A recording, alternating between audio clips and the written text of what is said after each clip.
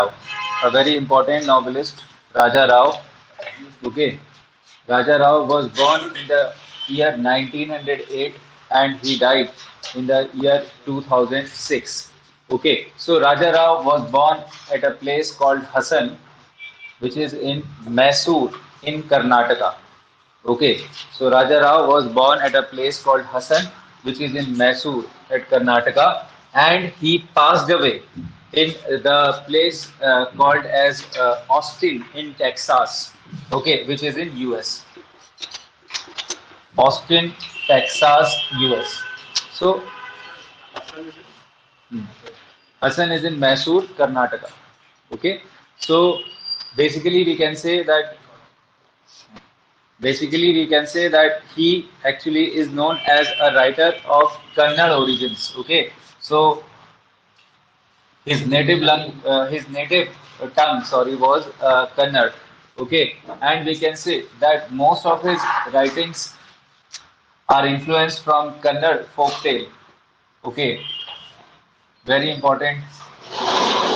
Folk tales are a huge influence on the writings of, you can say, Raja Rao.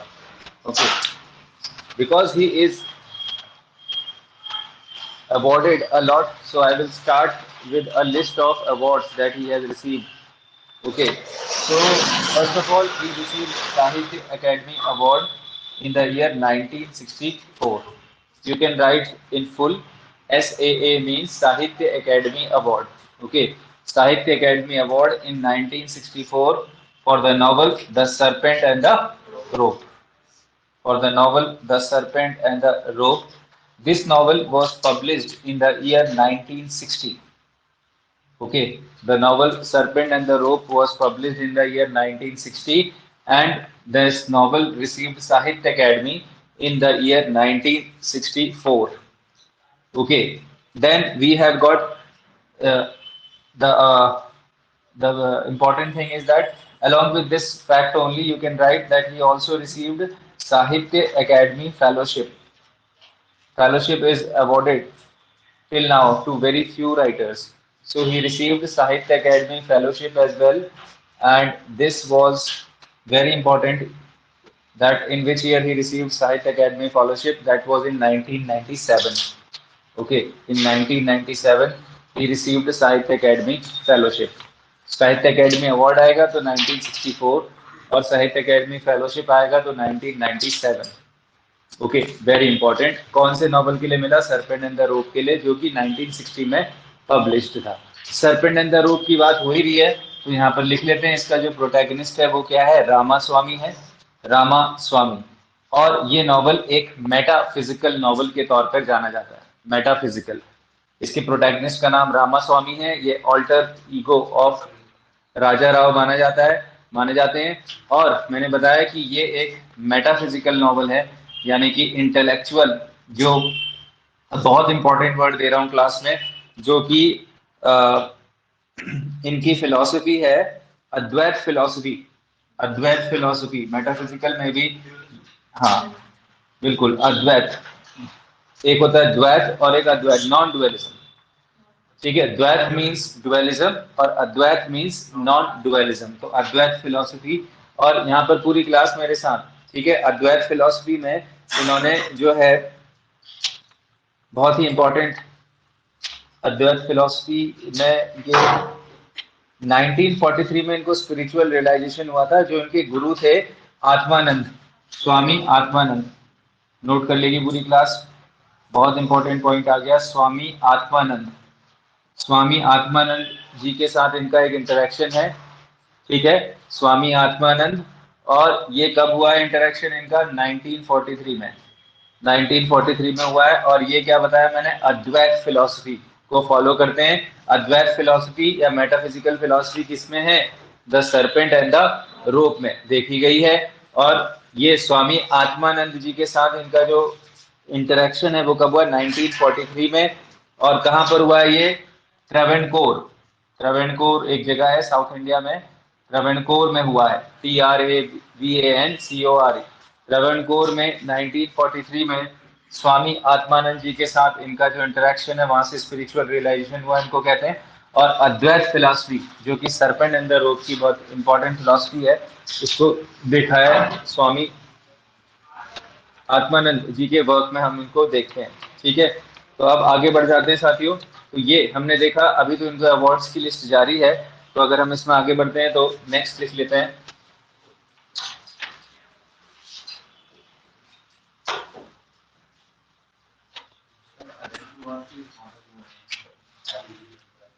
हाँ, आदि गुरु शंकराचार्य जी, बिल्कुल।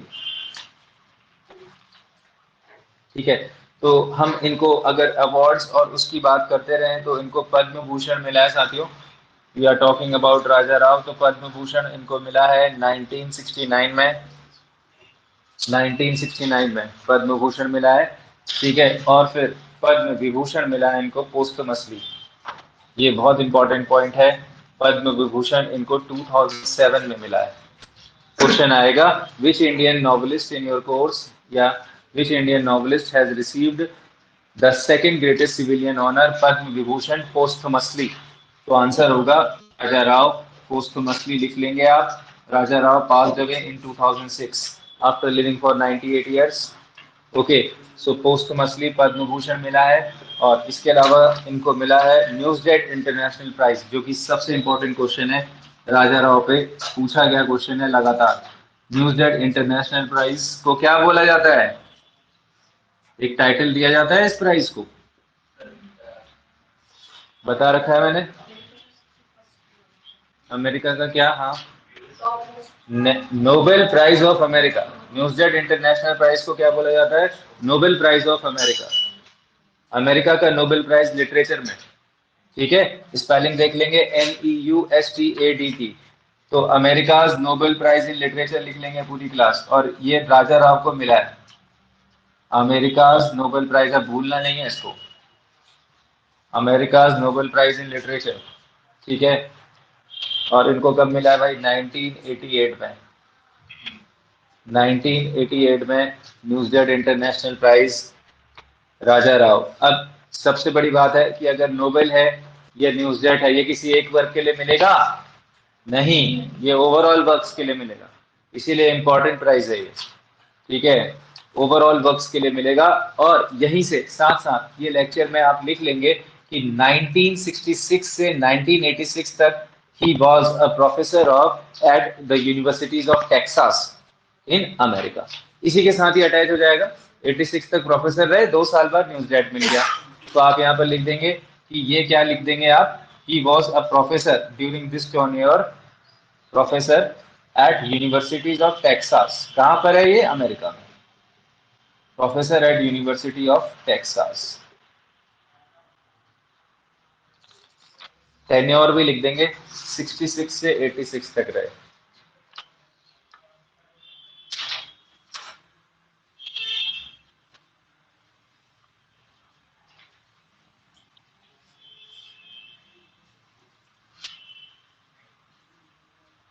तो उसके अलावा हम ये भी जानते हैं कि जो इनको कहा जाता है, और क्या कहा जाता है इनको, एक चीज और, कि इन्होंने ये बायोग्राफी भी लिखी है गांधी जी की। ठीक है, जो कब आई? 1998 में आई। He has written a biography on Gandhi called as great Indian way, life of Mahatma Gandhi. Note कर लेगी पूरी class, great Indian way, life of Mahatma Gandhi.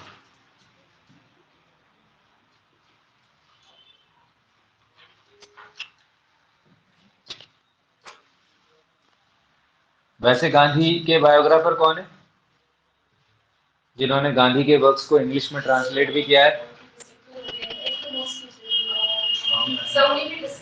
हाँ,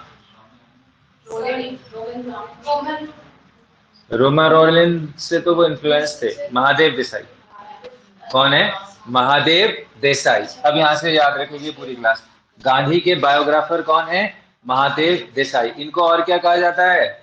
गॉस्पेल ऑफ गांधी। लिखाया था एक बार, गॉस्पेल ऑफ गांधी। यहाँ पर नोट कर लेना, महादेव देसाई। और कुछ ऐसा भी याद आ रहा है मुझे कि जो बुद्ध थे, बुद्ध, गौतम बुद्ध, उनके शिष्य का नाम क्या था? गौतम बुद्ध के शिष्य का नाम क्या था? उस वो भी टाइटल दिया जाता है इनको।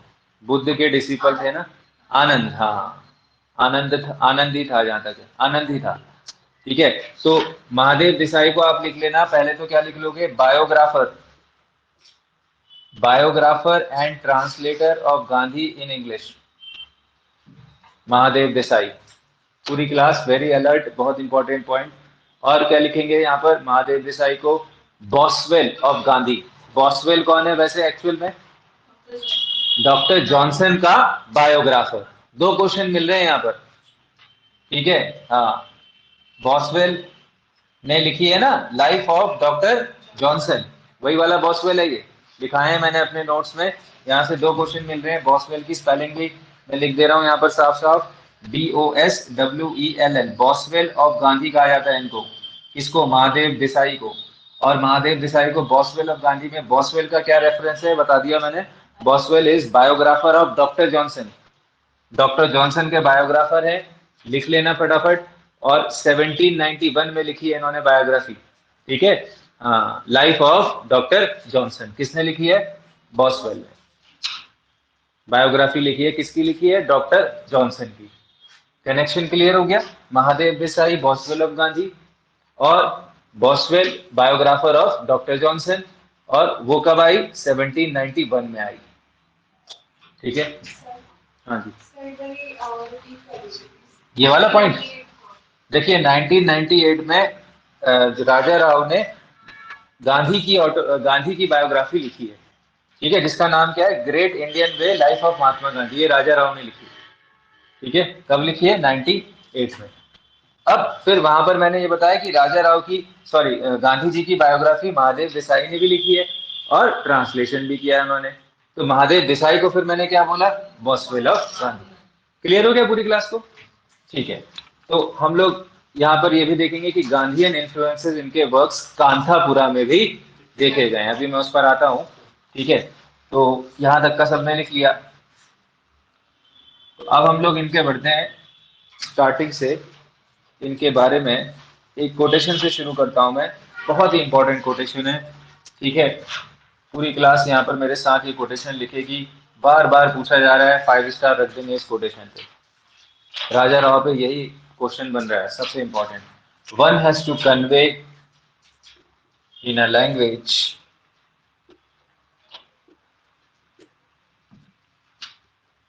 that is not, one has to convey in a language that is not one's own.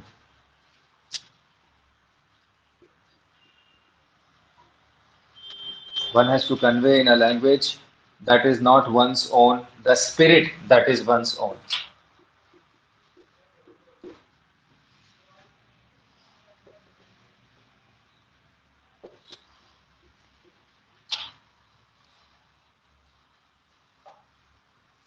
Very very important, इस पर फिर एक क्वेश्चन भी पूछ रहा हूं।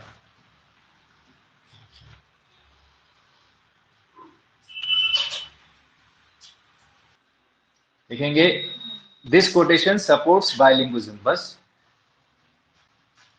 इट सपोर्ट्स बाइलिंगुइज्म, बाइलिंगुइज्म कैपिटल में आएगा,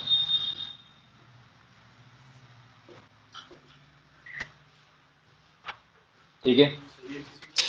हाँ, अब मैं ये बता रहा हूँ कि इसका सोर्स कहाँ है, बता सकते हैं कोई, preface to Kanthapura, preface to Kanthapura, जो कि इन्होंने लिखा है। ये इसके प्रीफेस में सबसे फेमस लाइन मानी जाती है राजा राव की। मैंने बताया था कि राजा राव क्या है, भारत के पहले नॉवल क्रिटिक हैं इन इंग्लिश, ठीक है। पूरी क्लास यहाँ पर ध्यान से लिखेगी। तो राजा राव ने ये कहाँ पर दिया है quotation, in the preface, it's a very famous, you can say preface at, और प्रीफेस टू कांथापुरा, ठीक है। Kanthapura as a novel which was published in the year 1938. Very important year. It is considered as a milestone in Indian novels, Kanthapura. Why? Again, the answer is the same, because in the preface to Kanthapura, Raja Rao established the, you can say, tradition of novel writing in English, supporting bilingualism and saying that bilingual novelists should be encouraged in India. That means it is actually in English, when we are writing, we are conveying our Indian spirit, but we are conveying in a foreign language. Clear?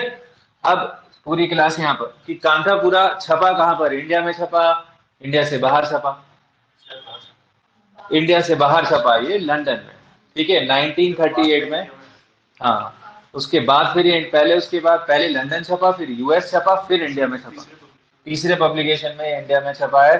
तो first publication of this work happened in London in the year 1938। और यहाँ पर मैं striking similarity लूंगा राजा राव की, किससे?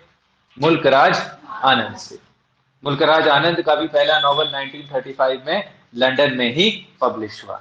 तो India के जो ट्रियो ऑफ इंडियन नॉवेल्स हैं, नोट कर लेना यहाँ पर, ये ग्रेट ट्रियो माना जाता है, ठीक है। महान तिकड़ी कौन कौन से हैं? आर के नारायण, मुल्कराज आनंद और राजा राव। तो ठीक है, the great trio of Indian novels in English, novelist in English, Raja Rao और मुल्कराज आनंद, ठीक है। इन तीनों के ही नॉवेल्स बाहर ही छपे हैं, जो पहले नॉवेल्स है ना, इन तीनों के बाहर ही छपे हैं। आर के नारायण, राजा राव, मुल्कराज आनंद। और इसमें भी क्या है, एक ईयर, इन कौन से दो नॉवेलिस्ट का ईयर एक ही है छपने का? फर्स्ट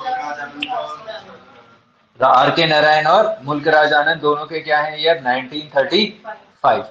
इसी को मैंने बेस ईयर माना था, इससे एक क्वेश्चन आ गया था इस बार लेक्चरर में, उत्तराखंड लेक्चरर में ना, कि 1935 में कौन सी संस्था का जो है रजिस्ट्रेशन हुआ? कौन सा था?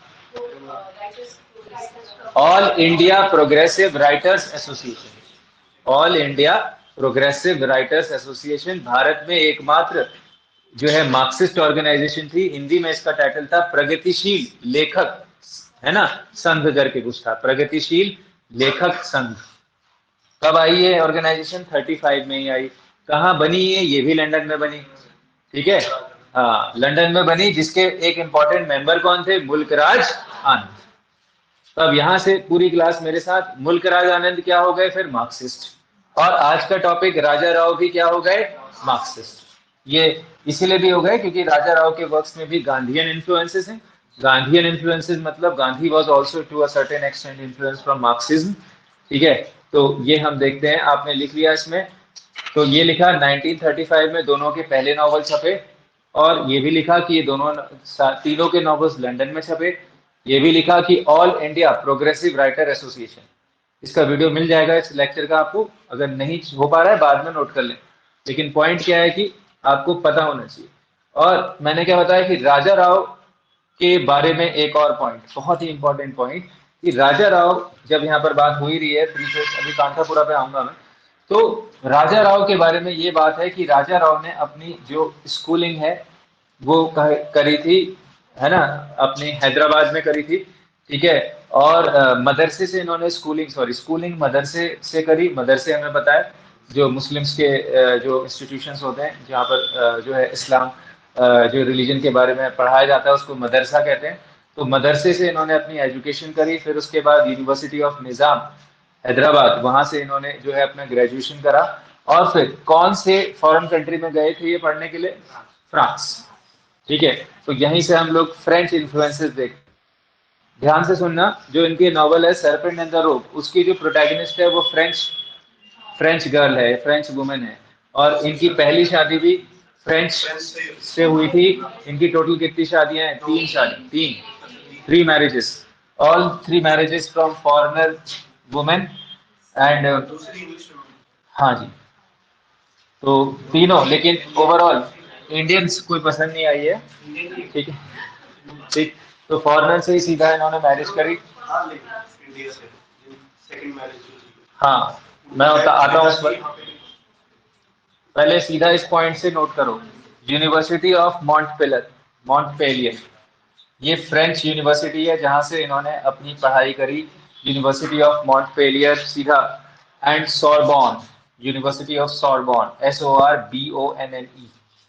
These are the two famous universities from where Raja Rao studied his graduation, sorry, studied his college, and these two universities are in French और France.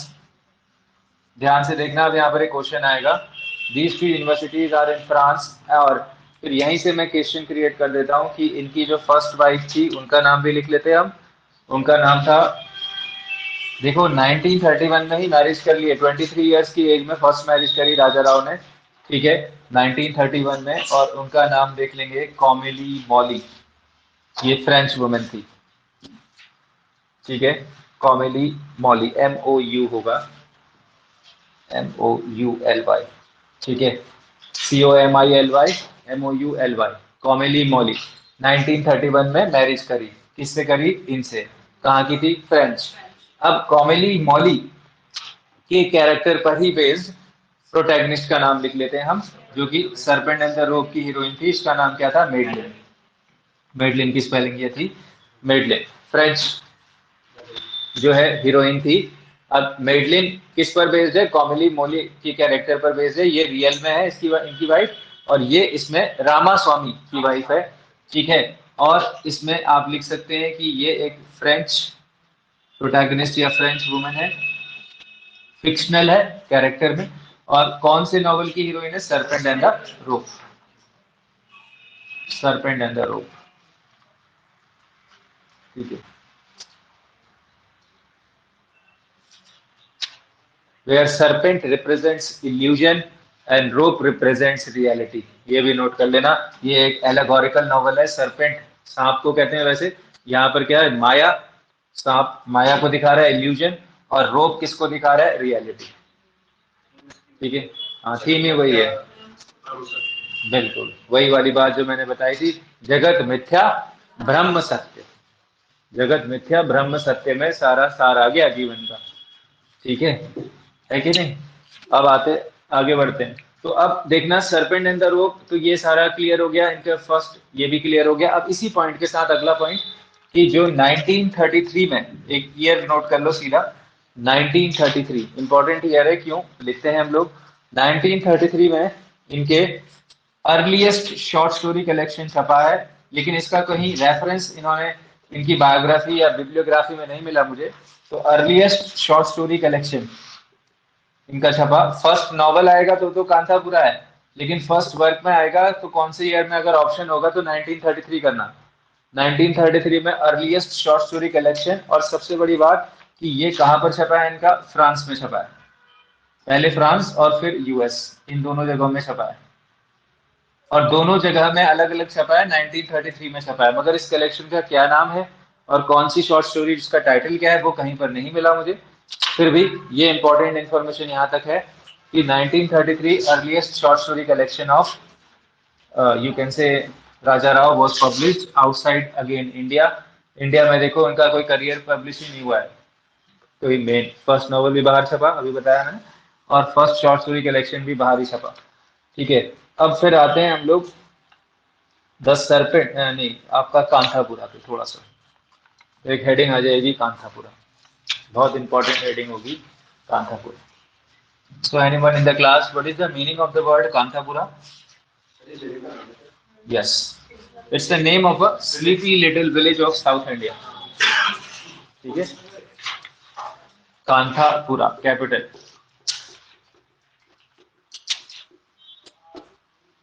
Kanthapura is the name of a sleepy, sleepy means बहुत छोटा सा, sleepy little village of South India, south India. अब इसमें देखो net में कैसे question आए इस पे।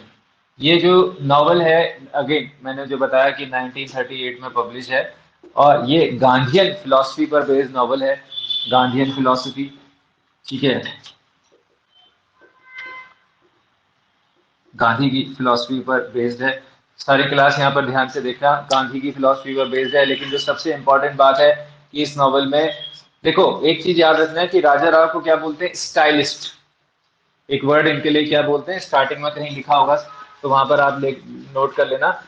जैसे अमेरिका में स्टाइलिस्ट वर्ड हम यूज करते हैं हेमिंगवे और फॉकनर के लिए, वैसे ही इंडिया में इंडियन राइटिंग्स इन इंग्लिश में स्टाइलिस्ट वर्ड हम किसके लिए यूज करते हैं? राजा राव के लिए। स्टाइलिस्ट का मतलब the one who creates a new style of writing, ठीक है, prose style, unique prose style. Stylist का मतलब यूनिक प्रोज स्टाइल। तो यहाँ पर क्या है यूनिक? अब ध्यान से देखना, इन्होंने जो नरेशन किया है वो क्या है? स्थल पुराण। इंडिया में हम जानते हैं हिंदू फिलॉसफी में बहुत सारी पुराण हैं, तो उसमें से एक पुराण है स्थल पुराण। स्थल पुराण की शैली में कहानी को सुनाया गया है। ठीक है, नैरेटोलॉजी में एक्सपेरिमेंट किया इन्होंने और स्थल पुराण की शैली में इस कहानी को सुनाया है एक बहुत ही ओल्ड लेडी जिसका नाम क्या है, Achakka. Achakka is the narrator of this very important novel, which was narrated in the form of स्थल पुराण। स्थल पुराण जो है, अब स्थल पुराण में क्या है बेसिकली, शॉर्ट में बता देता हूँ।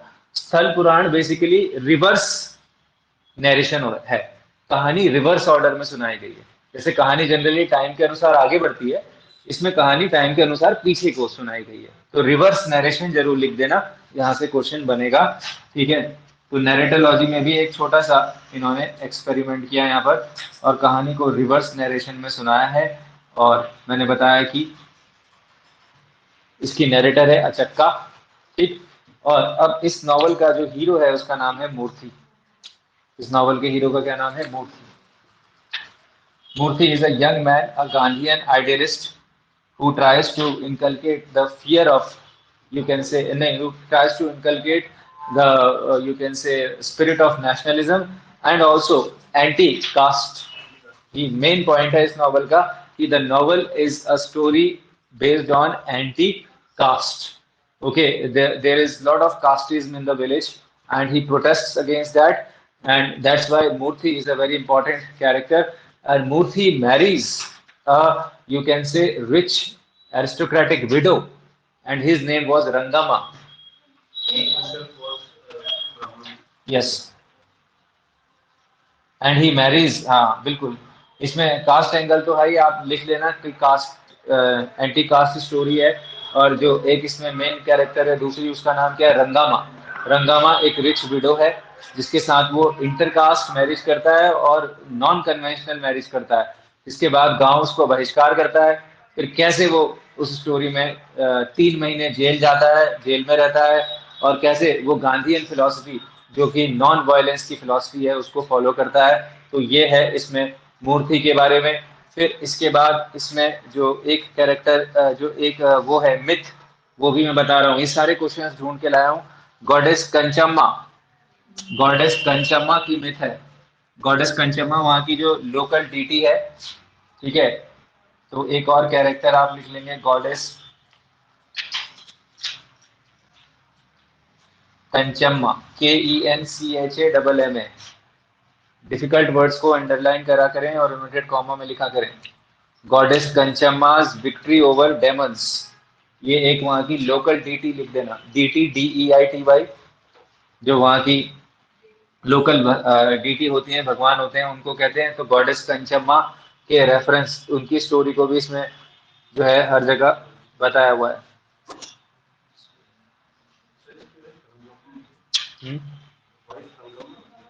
क्या नाम है, रंगम्मा ही होगा, रत्ना नहीं है, रत्ना दूसरी कैरेक्टर है, उसकी बेटी है या ऐसा कुछ है। रंगम्मा मेन है। ठीक है, रंगम्मा, अचक्का और मूर्ति, ये 3 मेन कैरेक्टर हैं इसमें। और भी हैं बहुत सारे कैरेक्टर्स, सबसे मेन इसमें मूर्ति है जो कि इस नॉवल का हीरो है। अब यहाँ पर क्वेश्चन आएगा कि राजा राव के गांधीयन हीरो का नाम बताओ, तो आप वहां पर लिख देंगे Moorthy. Moorthy is a hero of Raja Rao which is based on the philosophy of Gandhi. ठीक है, गांधी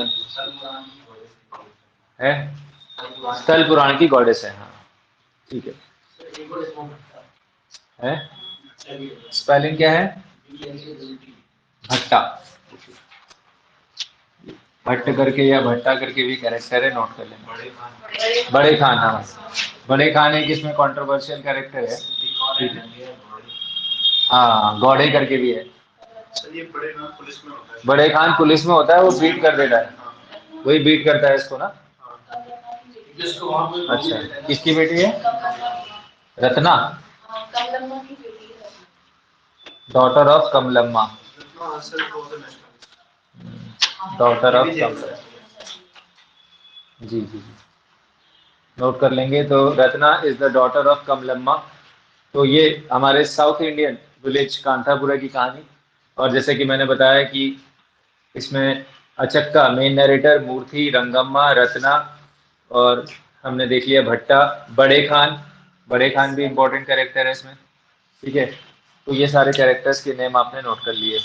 आइए फिर लिस्ट ऑफ वर्क्स हमारी देखते हैं, एक इम्पॉर्टेंट लिस्ट छोटी सी हम लोग देख लेते हैं। कांतापुरा के बारे में हमने थोड़ा सा देखा और कैसे इसमें एक्सपेरिमेंट किया इन्होंने उसको देखा। और फटाफट एक छोटी सी लिस्ट आ जाएगी मेजर वर्क्स की, लिस्ट ऑफ मेजर वर्क्स। चलो भाई बता दो उसको क्या कहते हैं, किसी भी चीज की जो मेजर वर्क्स की लिस्ट होती है टेक्निकली वन वर्ड में क्या कहते हैं? वो तो लिस्टिंग को कहते हैं, किसी के मेजर, हाँ बिब्लियोग्राफी, क्या कहते हैं? बिब्लियोग्राफी। ठीक है, और बिब्लियोफाइल किसको कहते हैं? Lover of books. हाँ बिब्लियोमैनियाक एक उसका एक्शन की हो गया, किताबों का एक्सट्रीम वर्जन हो गया। फटाफट नोट करो, बिब्लियोफाइल क्या हो गया? Lover of books. ये क्वेश्चन आएगा आपके वन वर्ड में एलटी लेक्चरर लेवल पे, बिब्लियोफाइल लवर ऑफ बुक्स। ठीक है, पुस्तक प्रेमी। और जो list of books by individual author, उसके लिए हम कहते हैं बिब्लियोग्राफी। कंप्लीट वर्क्स की जो एग्जॉस्टिव लिस्ट होती है, एग्जॉस्टिव मतलब डिटेल में, ठीक है, उसको बिब्लियोग्राफी और बिब्लियोफाइल दोनों वर्ड्स नोट कर लेंगे। Bibliophile lover of books, bibliography list of books by an individual author. ठीक है, उसको हम बिब्लियोग्राफी कहते हैं। तो क्या बोला गया? हाँ पॉलीग्लॉट भी बोला गया, he knows many, he knew many languages. हाँ हाँ, इंग्लिश, फ्रेंच और कन्नड़, बिल्कुल आप नोट कर सकते हैं, चाहे तो यहीं पर ही नोट कर लें, पॉइंट आ गया तो। पॉलीग्लॉट बोला गया है, polyglot is the one who knows many languages. ठीक है, और इसमें तीन लैंग्वेजेस आ जाएंगी, English, French, of course, and Kannada. English, French and Kannada, polyglot. और किसको बोला गया है पॉलीग्लॉट? बहुत है पॉलीग्लॉट, रविंद्रनाथ टैगोर मेनली, और राजा नहीं ये आर के नारायण तो उतने नहीं है, जो राजा राम मोहन रॉय, राजा राम मोहन रॉय, जिनको क्या बोलते हैं? मेकर ऑफ मॉडर्न इंडिया या रिनेसा मैन ऑफ इंडिया, राजा राम मोहन रॉय, उनको भी पॉलीग्लॉट बोला गया है। पॉलीमैथ और पॉलीग्लॉट में डिफरेंस होगा, थोड़ा सा देख लेना एक बार ना, मुझे देखना पड़ेगा शायद। हाँ, मेरे ख्याल से ऐसा कुछ है कि one who can speak many languages वो पॉलीग्लॉट है, और पॉलीमैथ जो जानता है। हाँ हाँ हाँ, ऐसा, हाँ ऐसा हो सकता है, हाँ उसको कह सकते हैं, ऐसा कुछ थोड़ा बारीक सा डिफरेंस है। ठीक है, चलिए खैर हम लोग आगे बढ़ते हैं। तो बिब्लियोग्राफी में सबसे पहले हम लोग फटाफट, कांथापुरा आ गया हमारा सबसे पहला नॉवल, अगर हम देखें तो 1938 में, 1938 में कांथापुरा आ गया। उसके बाद फिर हम देखते हैं द काव of the barricades and other stories. बहुत इंपॉर्टेंट इनका शॉर्ट स्टोरी कलेक्शन है, द काव of the barricades and other stories. ठीक है, ये आया है 1947 में, 47 लिखा था फिर, 1947 में द काव of the barricades and other stories. देखो याद रखना, राजा राव शॉर्ट स्टोरी राइटर भी हैं। ठीक है, तो द काव of the barricades and other stories 1947। उसके बाद फिर हम लोग देखते हैं 1960 में, मेन मेन नॉवेल्स को ले रहा हूं मैं अभी खाली। तो 1960 में आ गया इनका द सर्पेंट एंड द रोप।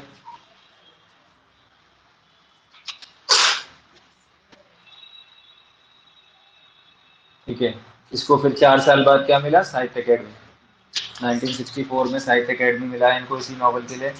तो उसके बाद हम देखते हैं इनका एक वर्क है ना, अ, हाँ, कैट एंड शेक्सपियर भी है, एक है comrade Kirillov. Comrade Kirillov, spelling देख लेंगे किरिलोव की, KIRILLOV, किरिलोव। कॉमरेड किरिलोव 1976 में आया है। ये इनका कौन सा वर्क है? कॉमरेड कहाँ यूज करते हैं हम? मार्क्सिज्म में, मार्क्सिज्म कम्युनिज्म में। तो ये एक्सक्लूसिवली कम्युनिज्म को डेडिकेटेड वर्क है इनका।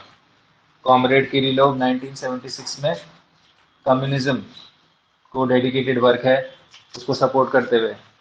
ठीक है, उसके बाद फिर हम एक देख लेते हैं इनका, the policeman and the rose, the policeman and the रोज।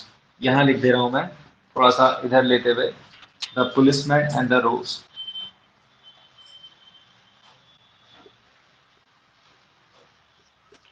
ठीक है, ये 1978 में आया है, और ये क्या है, पूरी क्लास ध्यान से देखेगी यहाँ पर, ये इनका सारी शॉर्ट स्टोरीज का एक कंबाइंड कलेक्शन है। ठीक है, तो आप क्या लिखेंगे पुलिसमैन एंड द रोज में, it's the combined collection of all his major stories, combined collection of all his major stories. तो ये इंपॉर्टेंट वर्क हो गया, the policeman and the rose, 1978।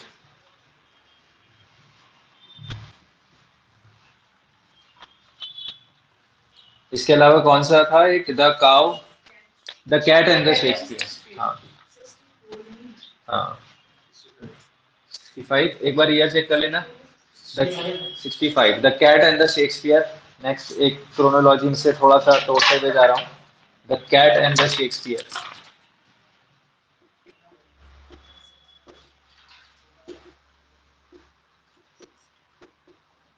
ये इनका नोवेला टाइप का है ना, 1965 नोवेला है ये एग्जैक्टली। हाँ मतलब शॉर्ट नॉवल लिखा था तो नोवेला ले लेते हैं। The cat and the Shakespeare novella है 1965 में, राजा राव का। फिर उसके बाद इनका जो है लास्ट नॉवल कौन सा है ये पूछ रहा है, the chess master and his moves, 1988, जिस साल इनको न्यूज़गेट इंटरनेशनल प्राइज मिला, the chess master and his moves, 1988।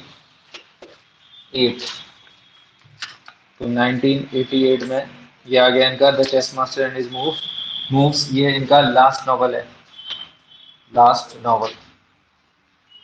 ठीक है, और एक चीज और, कि एक इन्होंने कलेक्शन ऑफ एसेज लिखा है, द मीनिंग ऑफ इंडिया, पूछा जा सकता है ये, द मीनिंग ऑफ इंडिया, ये क्या है इनका collection of essays and speeches. ठीक है, नॉन फिक्शन में चला गया, मैं शॉर्ट में एन डॉट एफ लिख रहा हूँ, मतलब नॉन फिक्शन। ठीक है, नॉन फिक्शन में चला गया, द मीनिंग ऑफ इंडिया है क्या ये, collection of essays and speeches.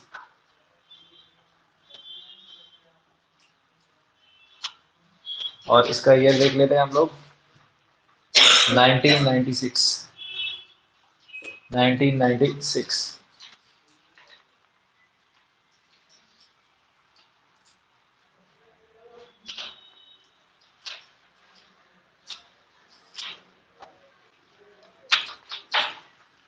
ठीक है, एक चीज लास्ट पॉइंट लिख लेते हैं, हमें पता ही है कि इनको, मैंने बताया इनकी जो 3 मैरिजेस हैं उनका एक बायोग्राफिकल, तो ये वर्क का एक छोटा सा मेजर वर्क्स की एक लिस्ट आ गई।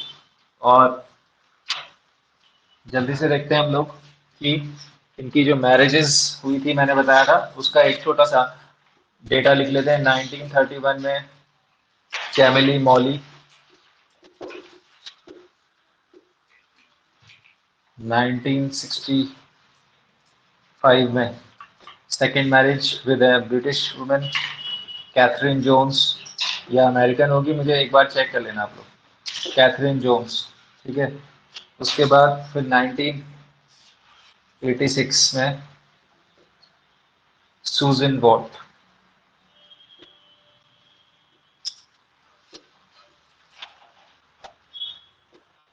VAUGST।